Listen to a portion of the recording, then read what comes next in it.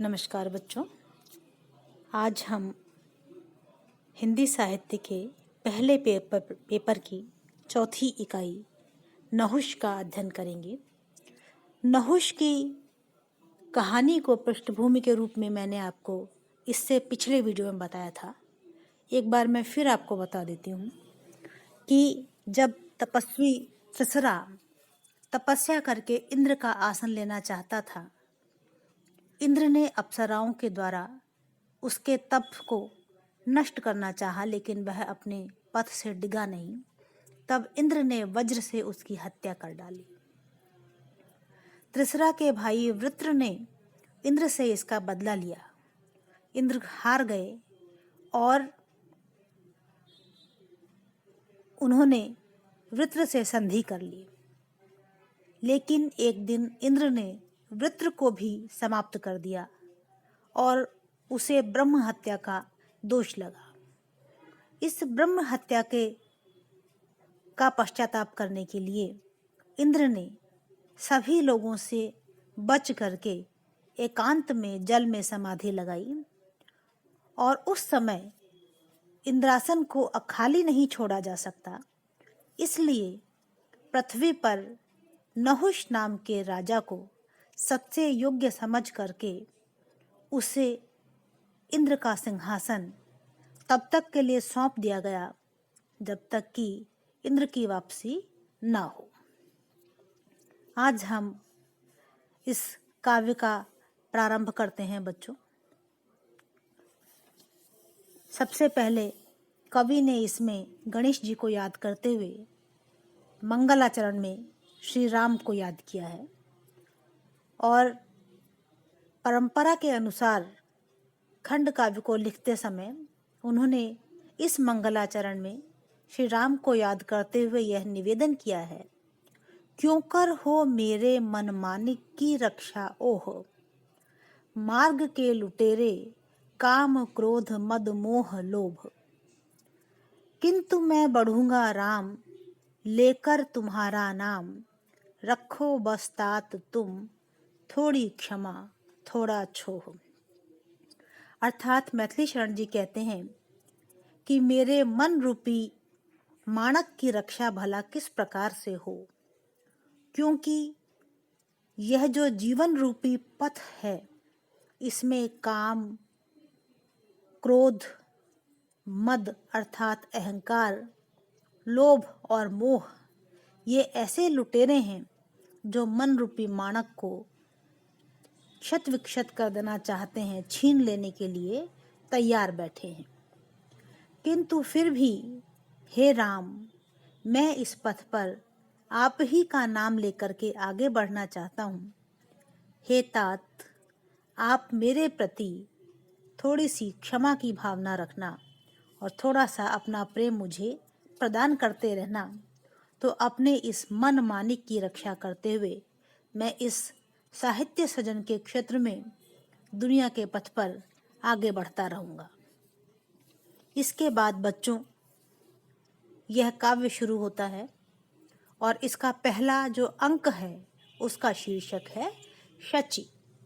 शची जैसा कि आप जानते हैं देवलोक के राजा इंद्र की पत्नी का नाम है, और चूंकि इंद्र बिना किसी को बताए अदृश्य हो गए हैं और ढूंढने पर भी नहीं मिल पा रहे हैं, तो उनकी पत्नी अस्त व्यस्त मानसिकता में इधर से उधर उदास घूम रही है।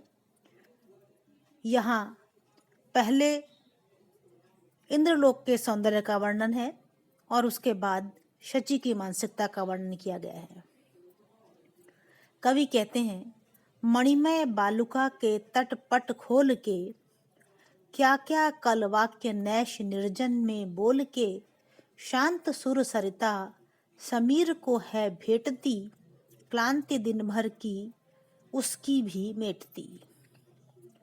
अर्थात शची जो है वह नदी के तट पर घूम रही है और वह तट ऐसा है मणिमय बालुका, जिसकी बालू रेत मणियों के समान चमक रही है। वहाँ तट पट खोल के नदी अपने तट रूपी पट को खोल करके और कल कल वाक्य नैश निर्जन में बोल के, और उस निर्जन रात्रि में कल वाक्य अर्थात सुंदर कल कल की ध्वनि के साथ में वह देव नदी बह रही है। शांत सुर सरिता समीर को है भेटती, और इस प्रकार से थकी हुई वह जो नदी है, बच्चों यहाँ शांत शब्द है लेकिन यहाँ हमें इसका अर्थ शांत लगाना चाहिए। शांत का वैसे अर्थ होता है थका हुआ, किंतु देव नदी के थकने की कल्पना करना बेकार है, इसलिए हम यहाँ शांत शब्द का अर्थ लगाएंगे शांत। शांत सुर सरिता समीर को है भेटती, और यह जो शांत देव नदी है, यह कल कल की ध्वनि के साथ उस रात्रि में बहते हुए वायु से मिलन करती है, समीर से मिलती है, और क्लांति दिन भर की है उसकी भी मिटती, और उसकी भी दिन भर की थकान को मिटाती है।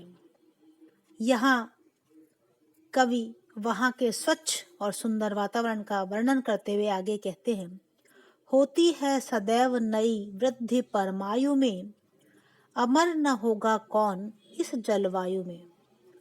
कि वहाँ बड़ी स्वच्छ हवा बह रही है, ऐसी हवा जिसमें आयु लगातार बढ़ती रहे। ध्यान रखिए बच्चों कि स्वर्ग में जो रह रहे हैं वे सभी अमर हैं।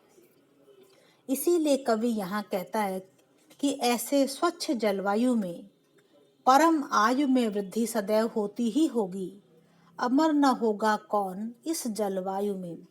इस सुंदर शांत स्वच्छ जलवायु में रह करके भला कौन अमर नहीं होगा। आगे पुनः इन्होंने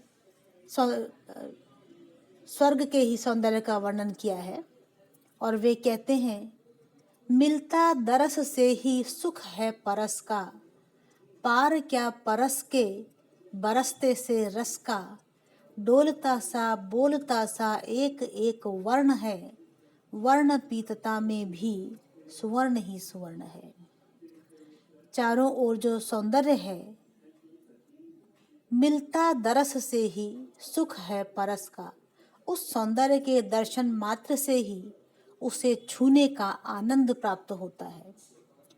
कवि आगे कहते हैं कि पार क्या परस के बरसते से रस का, कि यह जो इसका जो स्पर्श है, उसके स्पर्श से यहाँ बरसते हुए आनंद रस का पान व्यक्ति करता है, उसे प्राप्त कर लेता है।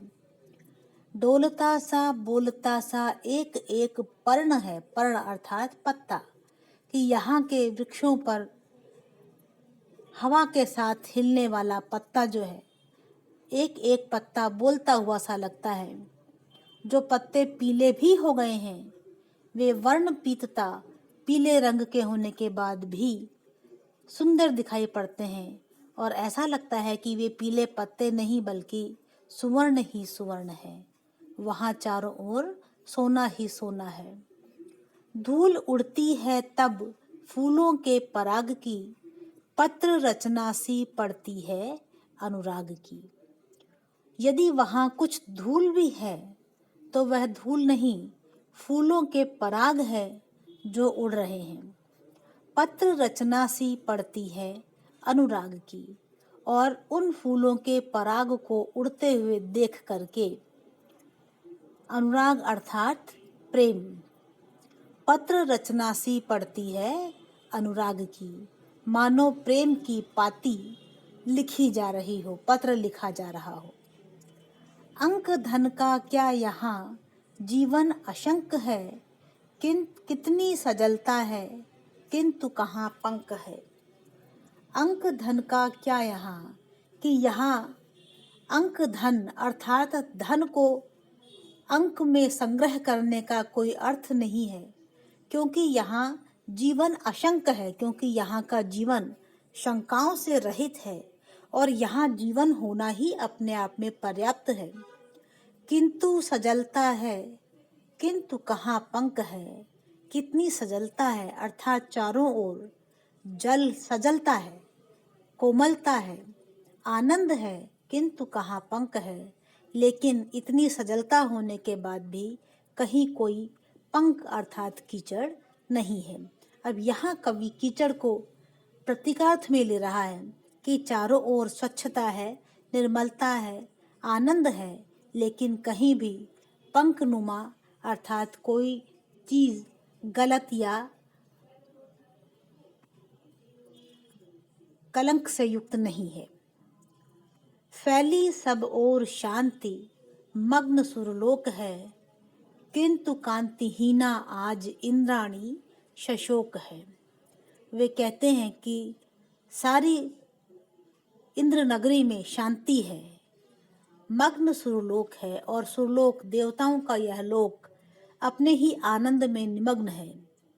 किंतु कांतिहीना आज इंद्राणी शशोक है, लेकिन एक इंद्राणी ही है जो कांतिहीन होकर के अर्थात अपने पति के वियोग से कांति विहीन होकर के और शोकग्रस्त होकर के भ्रमित सी होकर के सखी के साथ तीर पर आ गई। अपनी सखी के साथ देव नदी के तीर पर, देव नदी के किनारे पर आ गई है। शांत वायु मंडल में मानो क्रांति छा गई और उसके मन में इतनी खिन्नता है, क्षोभ है कि उसके हृदय की खिन्नता के कारण उस जगह के शांत वायुमंडल में मानो कोई क्रांति या उथल पुथल छा गई हो। अब यह जो मानो क्रांति छा गई, इसमें उत्प्रेक्षा अलंकार है बच्चों। भाषा की दृष्टि से देखा जाए तो मैथिली शरणगुप्त की भाषा में संस्कृत तत्सम निष्ठता हमको देखने को मिल रही है। भ्रांत सी, क्रांति, सशोक, पत्र रचना, नैश, निर्जन, कल वाक्य, ये सभी जो शब्दावली है, यह शब्दावली कवि के संस्कृत प्रेम को बताती है और इस प्रकार से इस काव्य की भाषा में संस्कृत निष्ठता है और सुंदर साहित्यिकता हमें देखने को मिल जाती है।